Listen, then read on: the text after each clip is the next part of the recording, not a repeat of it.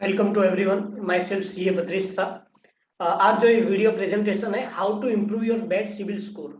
सबको पता है आजकल के बैंक से लोन लेना है तो सिविल होना बहुत जरूरी है, सिविल हिस्ट्री होना जरूरी है, सिविल स्कोर अच्छा होना जरूरी है। कई बार तो ऐसा देखा गया है कि सिविल हिस्ट्री नहीं है तो बैंक लोन लेने से लिए कि भी मना कर देता है।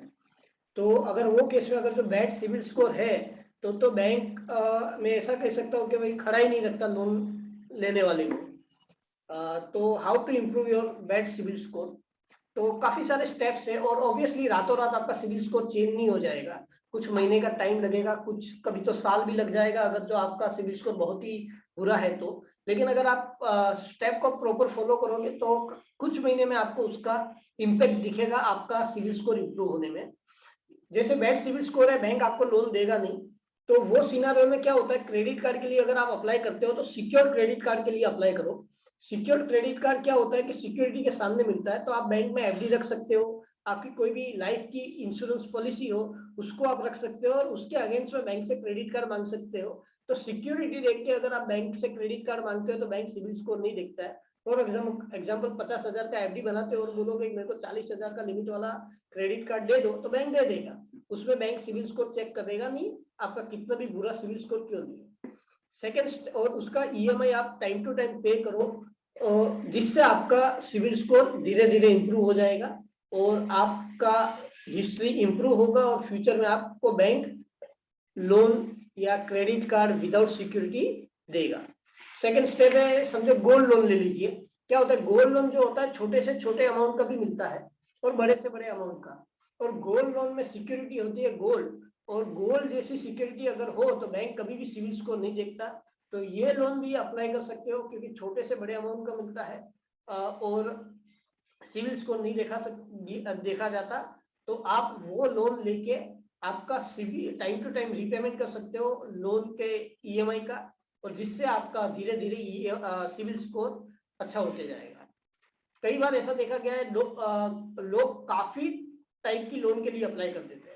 रुपया चाहिए उनको तो वो पर्सनल लोन भी अप्लाई कर देगा, मोर्गेज लोन भी अप्लाई कर देगा, और भी किसी भी टाइप का लोन अप्लाई कर देगा, बस मेरे को पैसा चाहिए। तो इससे सिविल स्कोर बहुत ही बिगड़ता है। तो don't apply for multiple loan simultaneously, जिससे सिविल स्कोर काफी इंपैक्ट होता है। तो जिसका हर किसी को ध्यान रखना चाहिए। फिर check your CIBIL report at regular interval का, इसका मतलब ऐसा नहीं कि डेली डेली चेक करो। साल में एक आध बार दो बार सिविल रिपोर्ट को आप देखिए, उसको एनालिसिस कीजिए। कभी कभी क्या होता है, ऐसा लोन भी आपने अप्लाई नहीं किया होता है, उस तरह का लोन का भी हिस्ट्री उसमें दिखता है। तो जिससे क्या होता है कि आपका सिविल को इम्पेक्ट होता है। अगर आपने 2 ही बैंक में अप्लाई किया होता है लेकिन वहां पे कभी दिखता है 4-5 बैंक में अप्लाई कर दिया है जो आपने किया ही नहीं है, तो जिससे आपका सिविल हिस्ट्री को इम्पेक्ट होता है। तो साल में एक आध बार दो बार आपका सिविल रिपोर्ट को देखिए, एनालिसिस कीजिए, वो आपका ही डिटेल परफेक्ट मेंशन कर रहा है कि नहीं वो चेक कीजिए।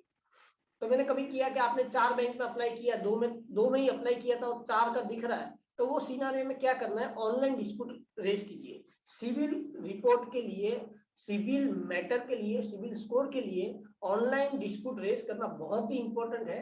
अगर आपको लगता है कि ये लोन के लिए आपने अप्लाई नहीं किया, और या तो फिर आपको लगता है कि आपने ईएमआई का पेमेंट टाइम पे किया था, यहाँ पे लेट बता रहा है, वो गलत है, तो तुरंत आप ऑनलाइन डिस्प्यूट रेज कीजिए। सिविल की वेबसाइट पे जाइए, वहां पे आपको हेल्प सेंटर में पूरा प्रोसेस रहेगा कि भाई किसी भी तरह की बैंक के सामने अगर आपको डिस्प्यूट रेज करना है तो आप कैसे कर सकते हैं। फॉर एग्जांपल कोई प्राइवेट बैंक का लोन के लिए आपने अप्लाई किया ही नहीं है और आपको सिविल रिपोर्ट में दिख रहा है, या तो फिर और कोई रीजन है, तो आप वो बैंक को वहां पे क्लिक कीजिए और उसके सामने आप आपका कंप्लेंट फाइल कीजिए कि ये क्यों दिख रहा है जब भी मैंने अप्लाई नहीं किया। तो सिविल अथॉरिटी डायरेक्टली वो बैंक को आपका क्वेरी रेज करेगी कि ये पार्टी का, ये कस्टमर का कंप्लेंट है कि ये बैंक के लिए इसने अप्लाई किया हुआ नहीं है लोन, या तो उसका ये मिसमैच आ रहा है, क्यों आ रहा है उसको आप इमीडिएटली रिजोल्व कीजिए। और बैंक मैंडेटरी वो चीज को रिजोल्व करेगी, और अगर आप जो सही हो तो आपको तुरंत उसका इम्पैक्ट आपके सिविल रिपोर्ट में दिखेगा, और सिविल उसको कॉम्पेंसेट भी करेगा बाय इंप्रूविंग योर पॉइंट्स। तो ये बहुत ही इंपॉर्टेंट है। सिविल में कहाँ पे भी आपको मिस्टेक दिखता है, इमीडिएटली आप ऑनलाइन डिस्प्यूट रिजोल्व रेज कीजिए। That is very very much important. इसलिए मैं कहता हूँ कि साल में एक आध दो बार सिविल रिपोर्ट आप एनालिसिस कीजिए कि कहाँ पे कुछ गलत तो नहीं है। सेकंड थिंग होती है क्रेडिट यूटिलाइजेशन। लोग को क्रेडिट कार्ड मिलता है, लोग 90-90, 95%, 100% यूटिलाइज कर देते हैं। जो बहुत ही गलत चीज है। नॉर्मल एक प्रोसेस होता है, बैंक बोलती है कि अगर कोई क्रेडिट कार्ड होल्डर 30% जो यूटिलाइज करते हैं तो वो बहुत ही उसका क्रेडिट स्कोर, उसका सिविल स्कोर अच्छा रहेगा। अगर 30 to 70% के बीच में अगर आपका क्रेडिट लिमिट आप यूटिलाइज करते हो तो आपका सिविल रिपोर्ट ओके होगा। लेकिन अगर आप 70% 80% से भी ज्यादा क्रेडिट कार्ड को यूटिलाइज करते हो तो ऑब्वियसली वो सिविल रिपोर्ट में, सिविल स्कोर में इम्पेक्ट करता है, क्योंकि वहां पे आपका क्रेडिट यूटिलाइजेशन का पॉइंट आता है और जिसकी वजह से आपका सिविल को अफेक्ट होता है। तो अगर आप आपका क्रेडिट कार्ड है जो 80% के ऊपर यूटिलाइज मत कीजिए, हो सके तो 30% यूटिलाइज कीजिए।